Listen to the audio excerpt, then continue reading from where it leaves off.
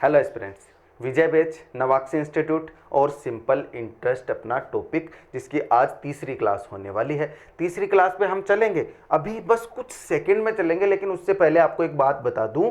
आप simple interest की पहली क्लास से देखते आओ। आपने परसेंटेज टॉपिक नहीं पढ़ा, प्रॉफिट एंड लॉस टॉपिक नहीं पढ़ा, अभी आपको पता चला है कि नवाक्सी इंस्टीट्यूट पे ये जो अपना बैच चल रहा है, तो आपने अभी ज्वाइन किया। तो आप ऐसा करो, सिंपल इंटरेस्ट से पढ़ना शुरू कर दो पहली क्लास से लेके अब तक, फिर साथ साथ में पीछे का भी पढ़ते आओ। अगर आप ये वीडियो इस बैच के बहुत दिनों बाद भी देख रहे हो तो ये वीडियो आपके लिए रिलेवेंट है, ये बैच आपके लिए रिलेवेंट है और हमेशा रहेगा, कभी इसकी एक्सपायरी डेट नहीं होगी।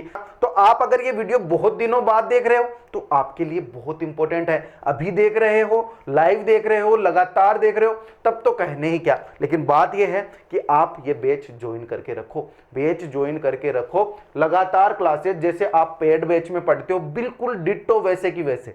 ठीक है जी, आ जाऊं अब मैं तीसरे टाइप पे। तो बात यह है ना कि सिंपल इंटरेस्ट का तीसरी क्लास अपनी चल रही थी सिंपल इंटरेस्ट की, और हमने जहां पे छोड़ा था बिल्कुल उसके आगे से मैं आपको बता रहा हूं। सवालों के साथ साथ आपके कॉन्सेप्ट क्लियर करवाता जाता हूं और बहुत हाई लेवल तक के भी सवाल आपको करवाता हूं। ये ध्यान रखना कि मैं सिर्फ लल्लू पंजू सवाल ही नहीं करवाता, बिल्कुल बिल्कुल स्टार्टिंग में बहुत इजी, फिर उसके बाद धीरे धीरे लेवल बढ़ाते बढ़ाते एकदम टियर 2 तक के सवाल अपन करते हैं। तो रेगुलर बने रहो। आपको अगर क्वालिटी चाहिए तब तो बने रहो, और अगर आपको रील्स के थ्रू पढ़ना है और आपको एंटरटेनमेंट के लिए पढ़ना है तब उसके लिए मैं कुछ नहीं कर सकता। तो आ जाओ, सवाल देखने पे थोड़ा हार्ड लगे तो रुक जाना, रुक के मुझे सुनने की कोशिश करना कि एक राशि पर 10 वर्ष का साधारण ब्याज, यानी जो एसआई है वो है 3130 रुपए। ये मैंने क्वेश्चन से देख लिया। यदि 5 वर्ष बाद मूलधन 5 गुना हो जाता है, देखो ये तो पूरा जो है वो 10 साल का है, ध्यान से देखना, ये पूरा 10 साल का है। ये बोल रहा है शुरू के जो 5 साल थे, पहले ये 10 साल का है, तो 10 साल का आप कैसे निकालोगे? PRT/100 equal to SI। SI इसने मुझे दे दिया, तो PR देखना, यहां PR और T का मान है 10/100 बराबर SI है 3130। देखो ध्यान से, यहां से मैं PR का मान निकाल के रख लू। कैसे? काटो इसको। जब मैं 10 से 10 काट देता हूं, 10 से 10 काट देता हूं, ये 10 इधर चला जाएगा तो यहां 1 0 और लग जाएगी। देख पा रहे हो? मैं अलग से लिख दूंगा, मतलब यहां पे PR का मान आ गया मेरे पास 31,300। ये ध्यान रखने वाली बात है, मैं यहां अलग से लिख देता हूं। PR इक्वल टू 31,300 काम आएगा तो वहां रख लेंगे। यहां तक देखा आपने, आगे चलो। यदि 5 वर्ष बाद मूलधन 5 गुना हो जाता है, देखो 10 वर्ष की बात कर रहा हूं, उसमें पहले 5 साल मतलब PRT/100 इक्वल टू, ये जो पहले 5 साल है, यानी कि P का मान कितना है? P का मान यहां पे 5 है, यहां पे P है पहले 5 साल में। ठीक है, यहां पे 5 P है। R कितना है? R कुछ दिया इसने? नहीं दिया। और यहां ये 5 साल का है, गुणा 5/100। ये तो ये हो गया स्टार्टिंग के 5 साल का है, PR5/100। उसके बाद जो अगले 5 साल हैं उसमें मूलधन 5 गुना हो जाता है। बोला ना अगले, यदि 5 वर्ष बाद मूलधन 5 गुना हो जाता है तो मैं P को तो कर दूं 5P, R रहेगी वो सेम ही, और T रह जाएगा 5 साल। T रह जाएगा 5 साल अपॉन 100। ये किस को नहीं समझ आया मैंने यहाँ पे क्या लिख दिया है? देखो फिर से देखने की कोशिश करना कि मेरे को पता है SI का फॉर्मूला होता है PRT/100। तो पहली बार जो मूलधन है वो P है, R है इसकी रेट, और 10 साल के लिए, ये 5 साल के लिए है, तो ये हो गया PR5/100। अगले 5 साल में मूलधन को 5 गुना कर दो, और समय तो अगले 5 साल ही है, R मुझे पता नहीं है 100, मतलब ये मेरे पास एक इक्वेशन आ गई। अब आपको ये पता है 5PR/100 देखना ध्यान से, और ये कितना हो गया? 10PR/100 ही ऐसे आ गया, दोनों प्लस हो गए। अब आपको पता है PR की वैल्यू आपके पास है, और ये जो दोनों चीजें आई हैं 10 वर्ष के बाद कुल ब्याज कितना प्राप्त होता है, 10 वर्ष के बाद कुल ब्याज कितना प्राप्त होता है, इससे वो मेरे पास आ जाएगा। पहले 5 साल का ब्याज ये, अगले 5 साल का ये। अब देखो, अब देखना 5PR और 10PR कितना होता है? 5 पीआर और 10 पीआर 15 पीआर, नहीं समझे। और ये 10 नहीं होगा, ये देखो 5 इंटू 5 कितना हो गया 25। ये जो पीआर है ना ये 25 पीआर होगा, ध्यान से देखना, ये होगा 25 पीआर। और अगर ये 25 पीआर हो जाएगा तो ये कितना हो जाएगा 30 पीआर। ये 30 पीआर हो गया, अपोन में 100 है ही, 30 पीआर अपॉन 100 इक्वल टू साधारण ब्याज जो मेरा 10 साल का आएगा, 10 साल का। और ये वाला जो ऐसा ही था ना वो तो 10 साल का नॉर्मल सिचुएशन में था। जब मैंने 5 गुना बढ़ा दिया उसके बाद वाला जो ऐसा ही आएगा, उसके बाद वाला जो ऐसा ही आएगा वो ये रहेगा, यही मुझे निकालना है। तो क्या करूं, पीआर का मान रख दूं। पीआर का मान जब मैं रखूंगा तो ये 30 तो 30 गुणा पीआर का मान है 31,300 अपॉन 100। अब देखो मेरी बात, जब आप सुनोगे तो आपको पता चलेगा, 2 जीरो से आपने 2 जीरो काट दी। 313 को 30 से गुणा कर दो। 313 को जब मैं 30 से गुणा करता हूं तो 3 से कर देता हूं ना गुणा, तो 3 तिये 9, 3 एक कम 3, 3 तिये 9, 1 जीरो लग गया, 9,390। 9,390 यहाँ कहाँ आ रहा है, ये रहा 9,390। समझ गए होंगे मेरी बात। एक आदमी कुछ राशि 5% वार्षिक ब्याज से और अन्य कुछ राशि 9% वार्षिक ब्याज से, मतलब एक राशि को तो 5% वार्षिक ब्याज से, एक राशि तो है 5% पे, एक है 9% पे। देखना जैसे जैसे बोल रहा है मैं प्रश्न को फिगर आउट करने की कोशिश करता हूं। वार्षिक ब्याज पर निवेश करता है यदि पहली राशि का 2/3 दूसरी राशि के 4/5 भाग के बराबर है तथा 2 वर्ष बाद कुल ब्याज 2,070 रुपए है। ध्यान से देखना, पहली राशि का 2/3 यानी कि ये जो फर्स्ट राशि है उसका 2/3 जो है वो दूसरी राशि के 4/5 के बराबर है, 4/5 के बराबर है। अब आप मुझे एक बात बताना कि जब मैं फर्स्ट राशि और दूसरी राशि का अनुपात निकालूंगा तो कैसे निकालूंगा। देखो काट देता हूं इनको बिल्कुल धीरे धीरे आसानी से। 2 एक कम 2, 2 दूनी 4, कट गया। अच्छा जी चलो ठीक है, आ जाओ फिर। ये क्या हो गया, फर्स्ट राशि बटे 3 यानी 3 तो चला जाएगा उधर, यहां 3 तो चला जाएगा उधर। देखो मैं तो इतना ही जानता हूं, फर्स्ट बाई सेकंड लिख देता हूं, इधर तो जाके ये तो हो जाएगा 3 दूनी 6 और इधर आके ये हो जाएगा 5, यानी कि फर्स्ट राशि और जो दूसरी सेकंड राशि है उसका अनुपात क्या आ गया, 6:5। ये मुझे पता चल गया, मैं इतना जानता हूं, इस चीज से मैं इतना निकाल सकता हूं। चलो ठीक है जी, आप मेरी बात ध्यान से सुनना और अपना ध्यान थोड़ा सा भी इधर उधर मत होने देना। फर्स्ट राशि सेकंड राशि दोनों का मैंने अनुपात निकाला है अभी तक, अभी प्रश्न शुरू हुआ है। ध्यान देना कि ये देखना इधर दोनों राशियों की जब मैं बात करता हूं ना तो ये 6:5 मेरे पास आ गया फर्स्ट और सेकंड का आ गया 6:5। बस अब आपको जब इतना आ गया तो थोड़ा सा ना अपना दिमाग थोड़ा सा दौड़ाया करो कि आप ये 6 और 5 की कैलकुलेशन करने जाओगे और इस 6 का 5% निकालोगे, 5 का 9% निकालोगे, कैलकुलेशन पॉइंट्स में नहीं हो जाएगी, छोटी छोटी कैलकुलेशंस नहीं हो जाती। तो मैं क्या करूंगा, प्रश्न को आसान बनाने के लिए इधर भी 2 बार 0 से गुणा कर लूंगा, इधर भी 2 बार 0 से मतलब 100 से गुणा कर लूंगा। और ये जो चीज है ये प्रैक्टिस से आप मेरे साथ जुड़े हो ना तो कहां क्या करना है ऑटोमेटिक आप करने लग जाओगे। मैं भी तो करने लगा हूं ना ऑटोमेटिक, बस वैसे ही आप करने लग जाओगे, बस डरना नहीं है। अब आपको पता चल गया कि फर्स्ट राशि तो है 600, सेकंड राशि है 500। और ऐसा भी होता है कि जब मैं अनुपातों को परसेंटेज को ऐसे सोल्व करता हूं तो अनुपातों को कभी 1 मान लेता हूं, कभी जो परसेंटेज होता है उसको 100 मान के चलता हूं ताकि कैलकुलेशन मेरी आसान रहे। ये लॉजिक भी आप लगा सकते हो। अब आपको पता है पहली राशि जो है 5% के वार्षिक ब्याज पे मिल रही थी और 2 वर्ष बाद कुल ब्याज इसने मुझे दिया है, यानी कि 2 वर्ष बाद 5% के हिसाब से मैं देखूंगा तो कितना परसेंट मिल जाएगा, 10% मिल जाएगा ना। तो 10% इसको ब्याज मिल गया। और 600 का 10% कितना होता है, 600 का 10% होता है जी 60। समझे मेरी बात। और सेम चीज मैं इधर करूंगा, 9% का वार्षिक ब्याज है, 2 साल के लिए है, 9% का तो 18% हो गया ना 2 साल के लिए, 9 2 जा 18, तो 500 का 18% आप निकाल लो, 500 का 18% आप निकाल लो, कितना आएगा, 2 0 से 2 0 काट दो, 18 पंजे ये हो गया 90, 90 आ गया ना, 18 पंजे 90, 8 पंजे 40, 5 चलो ठीक है, सही बात है, एकदम सही बात है। यानी कि ये जो ऐसा ही है, ये जो ब्याज आया है मेरे पास 100 मानने के 100 से दोनों तरफ गुणा करने के बाद ये जो ब्याज आया है 60 यूनिट और 90 यूनिट, दो आ गए मेरे पास, 60 यूनिट और 90 यूनिट। ध्यान से देखना, इतना जब आ गया आपके पास तो आपको बोला ना इसने 2 वर्ष बाद कुल ब्याज 2070 है, यानी कि इन दोनों को मैं जोड़ता हूं तो कितना आता है, इन दोनों को जोड़ता हूं तो आता है 150, और 150 यूनिट का मान इसने मुझे पहले ही दे दिया। 150 यूनिट का मान कितना है, 150 यूनिट का मान है 2070। 150 यूनिट का मान अगर 2070 आ गया भाई साहब, तो अब आप 1 यूनिट का नहीं निकाल सकते, आप 1 यूनिट का नहीं निकाल सकते, निकालना पड़ेगा, ऐसा नहीं है।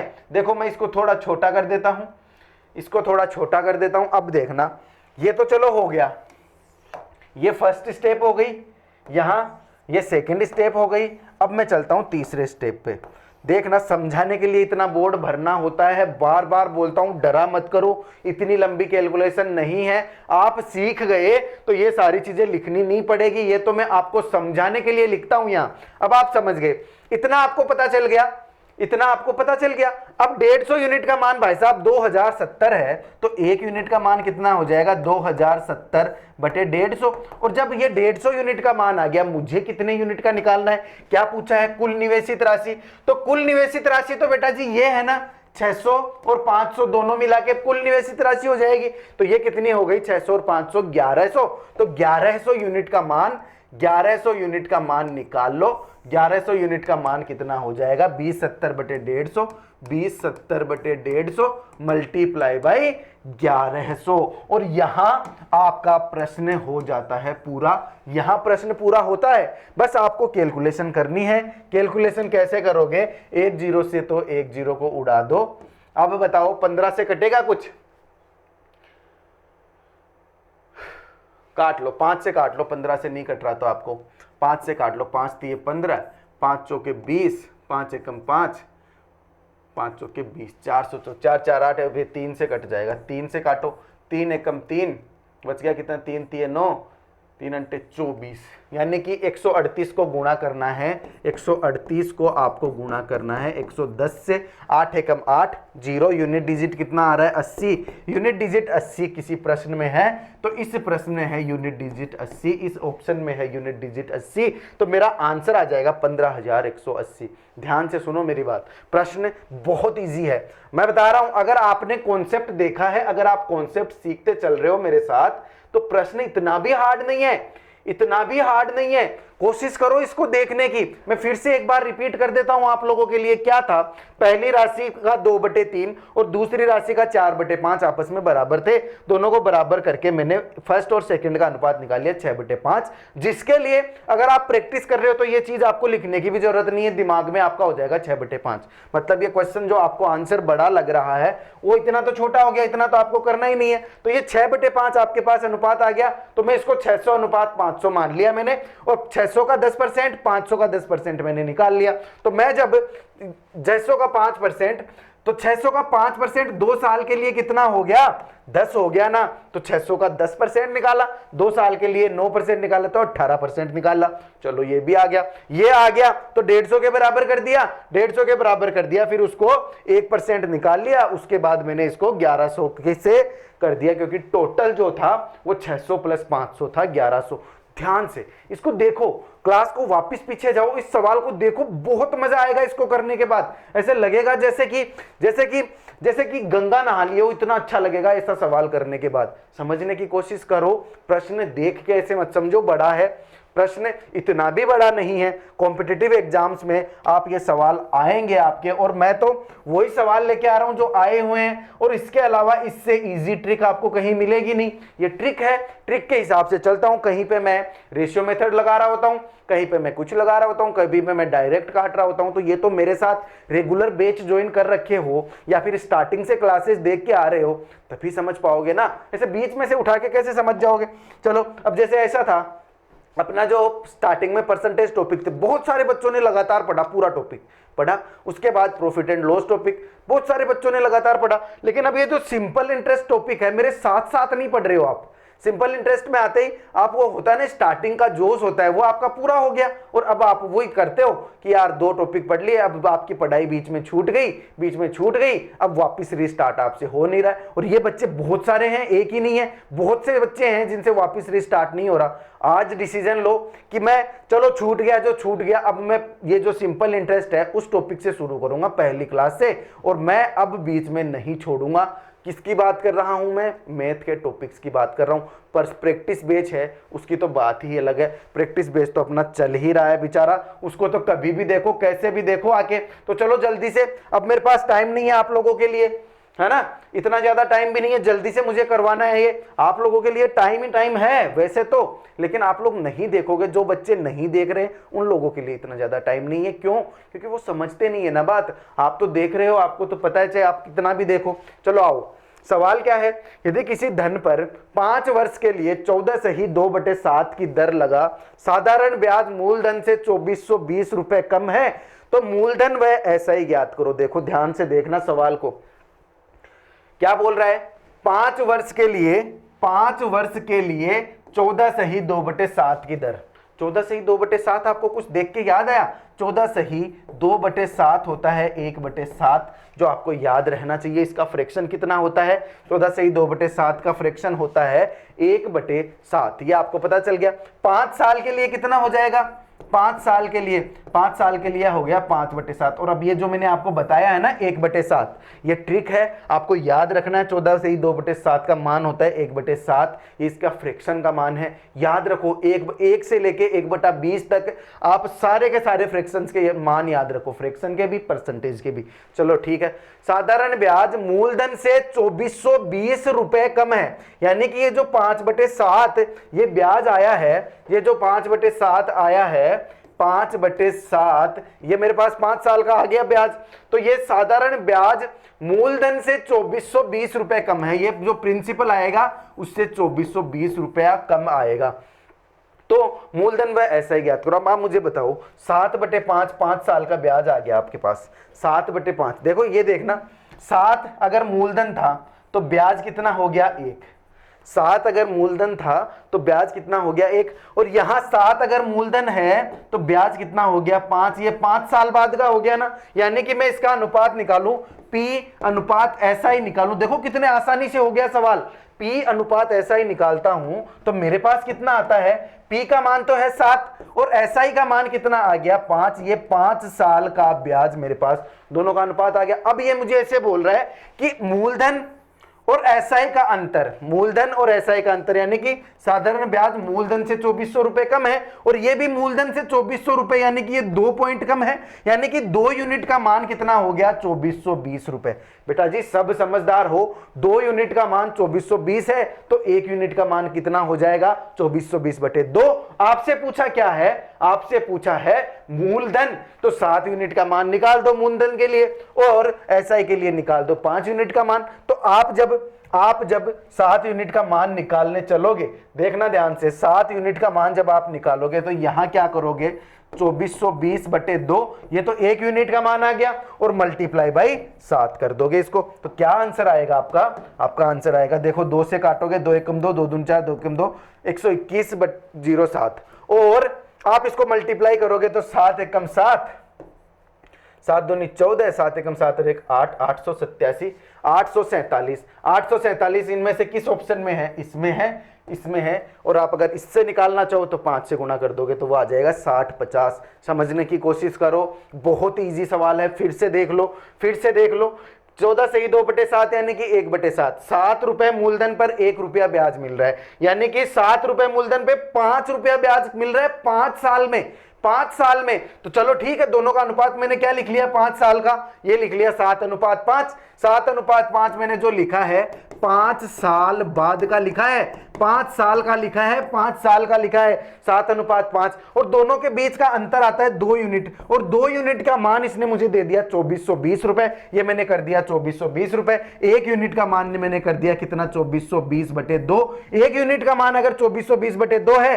तो 7 यूनिट का मान कितना कर दिया मैंने, 7 यूनिट का मान मैंने कर दिया 847 जीरो। ये मेरा आंसर आ गया और ये एक ही ऑप्शन में है, ऑप्शन नंबर डी, तो मेरा ऑप्शन हो जाएगा सही डी। बहुत प्यार से देखो कितने आसानी से सवाल हो रहे हैं और ये तरीके आपको अपनाने पड़ेंगे, ये तरीके आपको सीखने पड़ेंगे क्योंकि यही है स्मार्ट तरीके। ऐसे तो आप इनको घोलते रहो, मिलाते रहो, बड़े बड़े टेक्निक्स करते रहो, ये बड़े नहीं है, ये तो चुटकियों में होने वाले सवाल हैं। देखना आगे फिर से देखना, अगले सवाल पे मैं चलता हूं।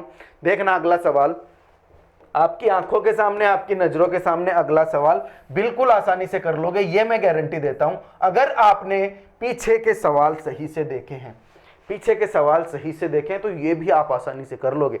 चलो ठीक है, देखता हूं क्या है जी। बात क्या है कि किसी धन पर 3 वर्ष के लिए लगा एसआई मूलधन से 999 रुपए कम है।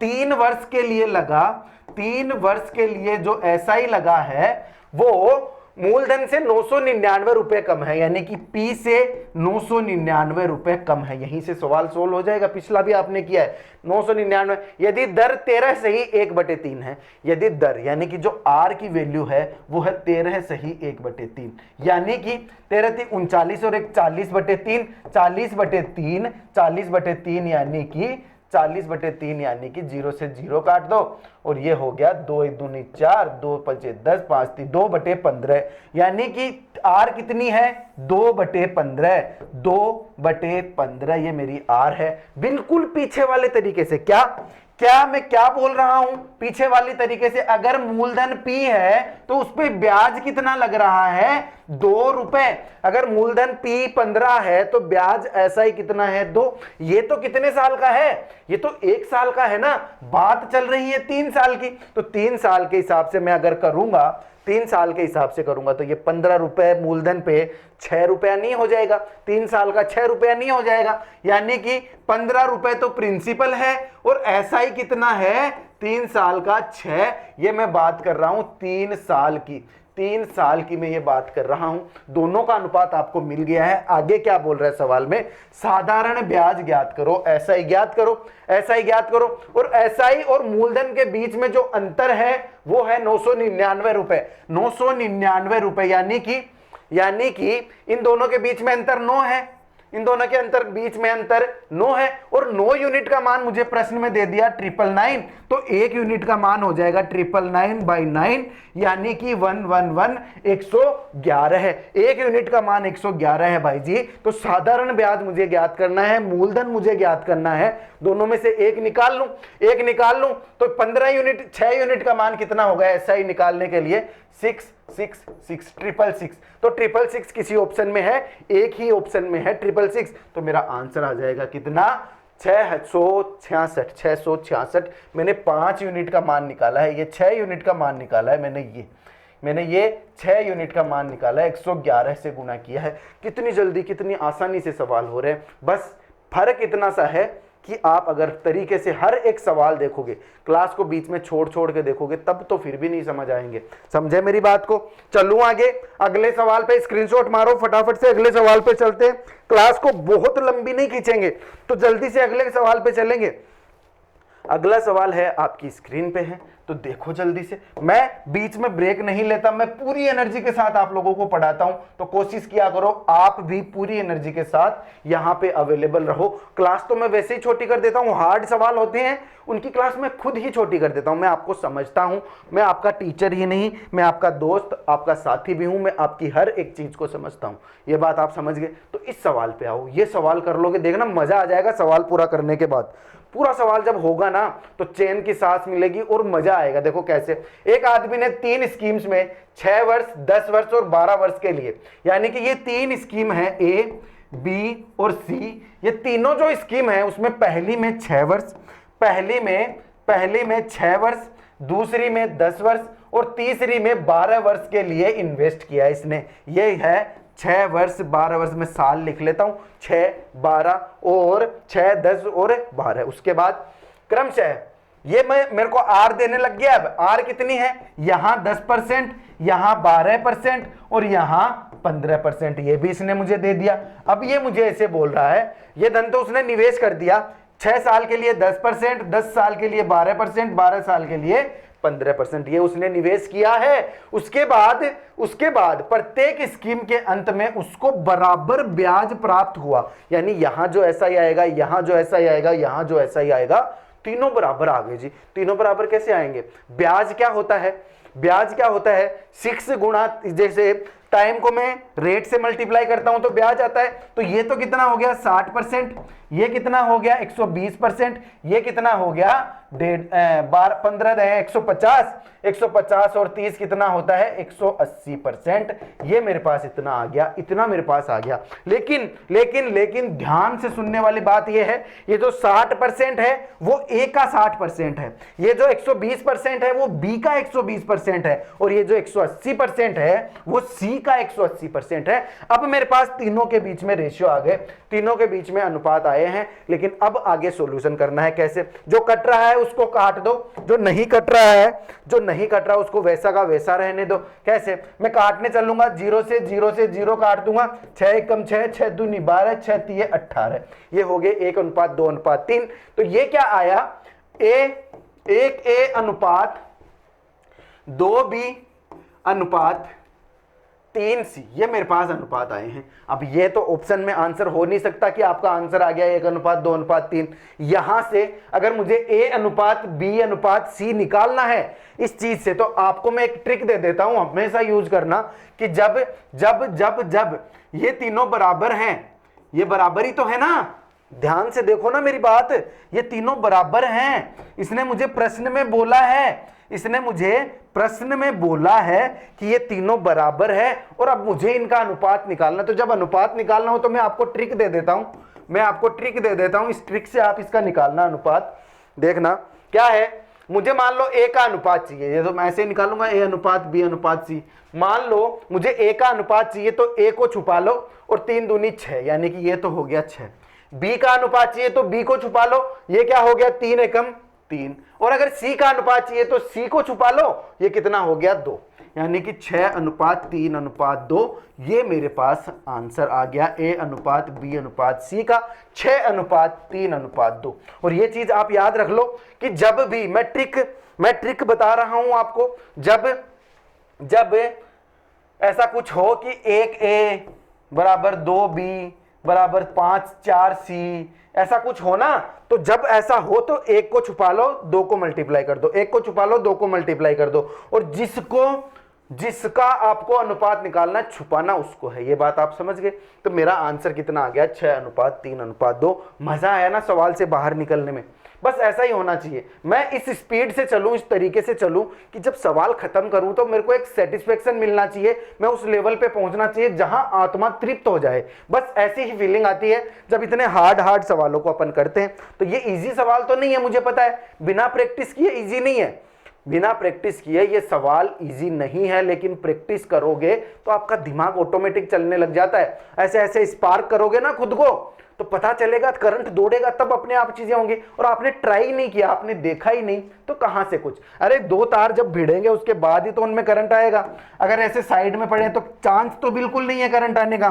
तो आप भिड़ा के तो देखो, हो सकता है वो नहीं काम करे, लेकिन एक बार कोशिश तो करके देखो। समझे ना मेरी बात? तो चलो अब इस सवाल को देखो, सवाल आपकी स्क्रीन पे है, पढ़ो सवाल को। देखो बिल्कुल उसी तरीके से देखना सवाल को। 9300 रुपए की एक धनराशि को 3 भागों में बांटकर क्रमशः 2 वर्ष दिख रहा है ना? मैं चलो दिख रहा है, 2 वर्ष, 4 वर्ष और 5 वर्ष, यानी ये 3 सालों के लिए वो उसको साधारण ब्याज पर लगा दिया। ये ऐसा ही है, पहले 2 साल के लिए, फिर 4 साल के लिए, फिर 5 साल के लिए। बिल्कुल देखो उसी तरीके से होगा, मैं करता हूं ना। वार्षिक दर 10% हो, यानी जो दर है वो 10% है, जो दर है वो 10% है, जो दर है वो 10% है। चलो मैं सीख गया। तीनों भागों पर अलग अलग प्राप्त मिश्र धन समान होंगे, यानी कि यहां पे जो प्रिंसिपल नहीं अमाउंट आएगा, यहां पे जो अमाउंट आएगा वो अमाउंट बराबर होगा, अमाउंट तीनों का बराबर होगा। देखना कैसे, अब देखना कैसे, अमाउंट क्या होता है, अमाउंट होता है principal plus SI, principal plus SI. और एक ऐसा भी होता है जैसे मान लो 10% का मैंने ब्याज लिया है 2 वर्ष के लिए, यानी 20% मुझे ब्याज मिलेगा। और अगर मैं इसको ए मानता हूं, इसको बी मानता हूं और इसको सी मानता हूं, मान लो ए बी सी, तो ये ए क्या हो गया, ये तो हो गया प्रिंसिपल, ए तो इसका प्रिंसिपल हो गया, बी भी प्रिंसिपल हो गया, सी भी, या फिर आप ऐसे भी मान सकते हो ना, इसका प्रिंसिपल मैं एक्स मान लेता हूं, इसका प्रिंसिपल मैं वाई मान लेता हूं, इसका प्रिंसिपल मैं जेड मान लेता हूं, ऐसा कर लेते हैं ना अपन, ठीक है। प्रिंसिपल मैंने मान लिया एक्स वाई जेड, उसी तरीके से कर रहा हूं, मैं बार बार बोल रहा हूं। अब आपको इतना ध्यान होना चाहिए कि 2 वर्ष का ब्याज कितना हो जाएगा 20%, यहां 2 वर्ष का 4 वर्ष का ब्याज कितना हो जाएगा 40%, यहां 5 वर्ष का कितना हो जाएगा 50%। ये चीज आप समझ गए। तो अगर इस अक्ष का मैं 110% बना दूं, अगर इस अक्ष का 110% बना दूं, तो वो क्या मेरे पास अमाउंट नहीं आ जाएगा। अरे 10% जुड़ने के बाद, 10% नहीं 20%, सॉरी, इसको मैं अगर 120% बना दूं, 120% बना दूं, तो 20% जुड़ने के बाद कोई चीज 120% नहीं हो जाती। अरे 100 है, उसमें 20% जुड़ गया तो वो 120%, वही तो हो रहा है। ब्याज है 20% और मैंने 100 में अक्स का 120% यहां निकाल दिया, 20 जोड़ के। आप समझ गए मेरी बात। अब आगे देखो 40% है, यानी कि y का मैं कर दूं 40% और यहां z का मैं कर दूं 50%। क्वेश्चन में मुझे दिया है कि तीनों के जो अमाउंट है तीनों की वो बराबर है, तीनों की अमाउंट बराबर आएगी, तो मैंने बराबर कर दिया तीनों को। अब बस मुझे इन तीनों का रेशियो निकालना है, आपस में रेशियो निकालना है। क्या पूछ रहा है इसने, तो सबसे बड़े भाग की धनराशि का मान क्या होगा। तो पहले रेशियो निकाल दूं जिससे मुझे पता चल जाए सबसे बड़ा भाग कौन सा है। हाँ जी, निकालूं कैसे, आपको पता है काटना तो आपको सबको आता है, काटना सबको आता है। कैसे, एक 0% से एक 0%, तीनों को मैंने काट दिया। अब आगे क्या है, आगे बचा है 12, 4 और 5, आपस में नहीं कटेंगे सारे। अब जब आपस में नहीं कटेंगे तो आगे चलते हैं, आगे चलेंगे तो ये क्या होगा, मुझे अगर अक्ष अनुपात y अनुपात z चाहिए तो मैं क्या करूंगा, पहले अक्ष को छुपा लूंगा। इसको जब छुपा लूंगा तो मेरे पास क्या बचा, 5 और 4, मेरे पास क्या बचा 140 है, ये 150 है, ध्यान रखना 40 नहीं है 140। अब आपके पास क्या बचा है, अक्ष को छुपा लिया तो 14 गुना 15 ये बच गया। चलो जी, अब यहां अनुपात कितना आएगा, y को छुपा लो, 12 गुने 15, 12 गुने 15, तो ये कितना आ जाएगा 12 गुना 15। अब अनुपात निकाल लो, अब z को छुपा लो, 14 गुना 12, ये कितना हो गया 14 गुना 12 है। आप समझ रहे हो मेरी बात, देखना ध्यान से, एंड तक देखो, अंत में आत्मा अपने आप तृप्त होगी। ध्यान से देखते रहो, बस बीच में अपना कनेक्शन मत टूटने दो। अब आप देखो मेरी बात सुनो, आपने इतना तो कर लिया, मान लिया मैंने, आपने कर लिया। अब देखो काटू मैं इनको, अब इनको मैं काटू, 3 से काट दूं क्या सबको, 7 दूनी 14, 3 से कटेगा, 3 पंजे 15 और ये कटेगा 3 चौके 12, ये कट जाएगा 3 चौके 12 है, ठीक है। और कुछ कट रहा है, 2 से काट दूं, सही तो कर रहा हूं ना मैं, 3 से 4 तिये 12, 4 तिये 12 है, सही कर रहा हूं, देखना ध्यान से। अब देखो काटू मैं इसको, 2 दूनी 4 और ये कट जाएगा कितने से, 2 सत्ते 14। चलो ठीक है, कट गया बिल्कुल सही से। अब देखो यहां तो कितना बच गया, 7 पंजे 35, यहां कितना बच गया, ये 2 है, ये है 2 और यहां भी 2 है। आपको अगर सही से नहीं दिख रहा तो ये चलो ठीक है। आगे क्या है, आगे ये है कि मुझे इस 7 को मल्टीप्लाई करना होगा 5 से, तो ये तो हो गया 35, आपको पता है। उसी तरीके से अगर ये करने जाऊंगा तो 15 को मल्टीप्लाई करना पड़ेगा, तो यहां आएगा 30, यहां इसको करूंगा तो ये आ जाएगा 28। तीनों का अनुपात मेरे पास आ गया 35:30:28, जिससे कि मुझे पता चल गया कि सबसे बड़ी राशि कौन सी है। आपको इसने पूछा है कि सबसे बड़े भाग की धनराशि का मान बताओ, और आपको स्टार्टिंग में दिया है 9,300 इसने मुझे पहले दी है टोटल राशि। अगर टोटल राशि 9,300 है तो मैं तीनों अनुपातों का अगर योग कर लूंगा, तीनों अनुपातों को अगर जोड़ के रख लूंगा तो उसको बराबर कर दूंगा 9300 से, तो मेरे पास आ जाएगा। चांस है कि 1% का मान निकाल लूं, यानी कि 93 यूनिट का मान अगर 9300 है तो 1 यूनिट का मान आ जाएगा 100।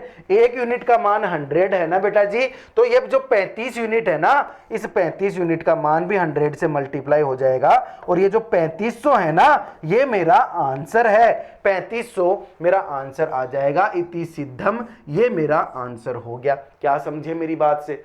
क्या समझे मेरी बात से? ये सवाल इतना लंबा, बोर्ड भरे हुए, जितने भी आज सवाल करवाए हैं हार्ड है, समझाने के लिए बोर्ड भरे हैं, वरना देखना कितनी जल्दी जल्दी होते हैं। बंद करो इसको जल्दी से स्क्रीनशॉट लो। तरीका यही रहने वाला है, आप इसके नोट्स बनाओ तो ये पूरा प्रॉपर तरीके से लिखना। मैं बताता हूं आपको, जब आपको समझाना नहीं होता और मुझे ये सवाल जल्दी जल्दी करना होता है, या फिर आपने भरपूर प्रैक्टिस कर ली, उसके बाद ये सवाल एग्जाम में आ गया, तब आप इसको कैसे करोगे? देखना ध्यान से देखना, जल्दी जल्दी। यहां ये मान के चलो कि मैं यहां आपको समझा नहीं रहा हूं, यहां मैं जल्दी जल्दी सवाल कर रहा हूं। देखो कैसे, 2 वर्ष के लिए, 4 वर्ष के लिए, 5 वर्ष के लिए 10% की रेट है, तो ये जो XYZ है उनकी रेट ऑटोमेटिक कितनी हो जाएगी? 20%।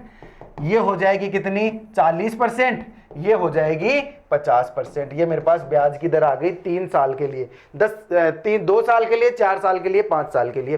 अब अगर मुझे मिश्र धन, यानी इनके मिश्र धन बराबर हैं, मिश्र धनों को बराबर करना है, तो मुझे क्या करना पड़ेगा? अक्ष का 120 करना पड़ेगा, अक्ष का 120 करना पड़ेगा, और बराबर y का 140, 140 और z का 150% मुझे करना पड़ेगा। तीनों को मुझे बराबर करना पड़ेगा। जब ऐसा होता है तो मैं जल्दी जल्दी, क्योंकि मेरी तो प्रैक्टिस है ना, तो मैं इनको काट देता हूं, अब मेरे पास बचता है कितना? 12, 14 और 15। 12, 14 और 15, तो मैं अक्ष अनुपात y अनुपात z यहां से निकाल लेता हूं, तो मेरे पास कितना आता है? मेरे पास आता है 14 गुना 15, 14 गुना 15, फिर आता है मेरे पास 15 गुना 12, 15 गुना 12, फिर आता है मेरे पास 14 गुना 12, 14 गुना 12, ऐसे मेरे पास आ गए 3। अब मैं इनको जल्दी से, क्योंकि मेरी तो प्रैक्टिस है ना, क्योंकि मैं तो एग्जाम देने जा रहा हूं, मुझे तो काटना पीटना जल्दी जल्दी आता है, इसलिए मैं क्या करूंगा? 2 सत्ते 14, 2 छिके 12, 2 सत्ते 14, इनको काट दूंगा। और अब मुझे पता है 3 से और कटेगा, तो मैं जल्दी जल्दी 3 से और काट दूंगा। 3 पंजे 15, 3 3 6, 3 दूनी 6, और ये 3 चौके 12। अब मैं जब इसको मल्टीप्लाई करता हूं ना, क्योंकि मेरी तो प्रैक्टिस है ना जी, मेरी प्रैक्टिस है, तो यहां 35 आ जाता है, यहां 30 आ जाता है, यहां 28 आ जाता है, और ये तीनों के अनुपात आ गए। तीनों को जोड़ के 93 इक्वल टू 9300, और इसको जब मैं करता हूं 100 से गुणा, तो ये मेरा आ जाता है 3500। कोई बोर्ड नहीं भरा, जल्दी से ये सवाल हो गया। अब इतना तो करना पड़ेगा, 1 बराबर 9300, और इसमें से भी आधी चीजें दिमाग में ही सोल्व हो जाएगी, तो ऐसे होता है। जल्दी जल्दी इस तरीके से करना होता है आपको। जब आपको समझाऊं, टाइम लेता हूं समझाने में, एक क्वेश्चन में 10 मिनट भी लग रहे हैं, तो आपको समझ आ जाना चाहिए 10 मिनट बाद जब बाहर निकलो सवाल से, तो इसी तरीके से आत्मा तृप्त हो जानी चाहिए। और इस टाइप का कोई भी सवाल अगर आपके पास आ जाए तो उसको निचोड़ के रख देना चाहिए। समझे मेरी बात? तो चलूं मैं अगले सवाल पे। ये है आपका अगला सवाल। आपको इस सवाल पे अगर आपका दिमाग सेंटर में है तो मैं तो करवा दूं इसको, वरना फिर आपको घर के लिए दे दूं, अगली क्लास के लिए दे दूं। क्या है, आपको ना इस सवाल को घर से ही करना है, क्योंकि आज की क्लास इतनी रखेंगे। जब हार्ड सवाल थोड़े आ जाते हैं तो थोड़ी क्लास छोटी रखना बेहतर होता है। आज मौसम भी थोड़ा ऐसा ही लग रहा है, तो आप इस प्रश्न को, मैं आपको इस प्रश्न के साथ छोड़ के जाता हूं। मिलेंगे अगली क्लास में, तब तक के लिए जय हिंद, जय भारत। लाइक कमेंट शेयर आपको करना ही है, आपको पता ही है, सब्सक्राइब आपने कर ही रखा है। यहां तक आपने वीडियो देखा है तो आपको पसंद आया ही है। तो फिर चले आगे, चले कल की क्लास में। तो चौथी क्लास कल देखने आओ, उससे पहले first second third class simple interest की देख के आना। ओके। बाय।